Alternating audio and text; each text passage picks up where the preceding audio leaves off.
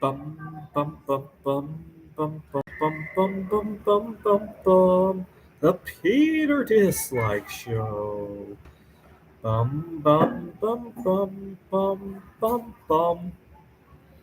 I had a moment of sadness, actually, quite an afternoon of sadness today, and I know why I'm feeling this way. I haven't been very open about saying yes to things. I People would ask me for various things at work, and I've been very closed off. And the reason I've been closed off is that in the past, one yes has often not ended very well and led to more. So, for example, I was working. I can never forget this. I was working at a tutoring center when I had offered to come in on a weird hour because one of my colleagues had been trying to tutor this kid calculus, and he figured I would work well with him, and I did. The problem was that this was a 17, 18-year-old kid. He could only come to the center at a certain hour. He had just started his first job, which is great. It sounded like he had good working relations with his job, much better than my relation with with the tutoring center. And unfortunately, he could only come at a weird hour, which kind of made my commute really tricky. And so the other thing that I upset me about that was that my boss didn't even check with me. He just scheduled me with the student from then on in. And at the time, I didn't want to rock the boat with that job, and so I went along with it. But I was upset every week. I saw him twice a week.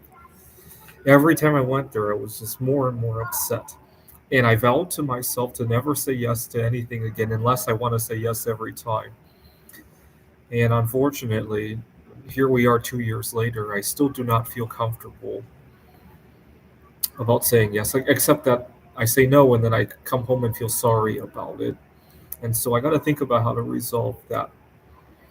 I was working at a tech giant 3 years ago, or not 3 years ago, 6 years ago, when I had a colleague who asked to switch some hours with me. We had this bug rotation system where every one of us would take turns rotating who would fix these customer bug issues. He asked to switch the week with me, and I didn't think much of it. It wasn't until after he had been working there 2 years. It wasn't until after we switched that I realized that the reason he wanted to switch was that he knew that the week that he got was one of the busiest ones. And it left a bad taste in my mouth that he would take advantage of my inexperience with I had just joined 3 months early. He would take advantage of my inexperience with the company. And when he came back from his vacation, I wanted to talk to him about that, show my discontent with that. And he ghosted me after that incident. And it made for not only did I have to do this one really wonky week, but it made for a very hostile situation every time the two of us needed to interact after that. I really lost out on that, all because I decided to agree to that, right? I learned that when somebody asks me for a favor to do my homework first, and if there's anything tricky, look up what's going on, what it entails, and if there's anything that it entails more than I think, to make sure to negotiate. Hey, I noticed this week is trickier in this regard. Is there a reason you can't do it? Could you help me with some other issue? Right.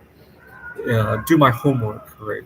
Uh, and I learned to be careful. Right. If somebody asks me for something and I don't know the details yet, get back to them, right? Hey, thanks for letting me know. No, I'll get back to you soon, right? Or if they mentioned they had a sick family member and asked me to help them with that, condolences, but I'll look into it, right? Buy yourself some time if you need to. But unfortunately, I am so hesitant because it's one thing to get taken advantage of, like, for example, by my colleague or by that other student or by whatever.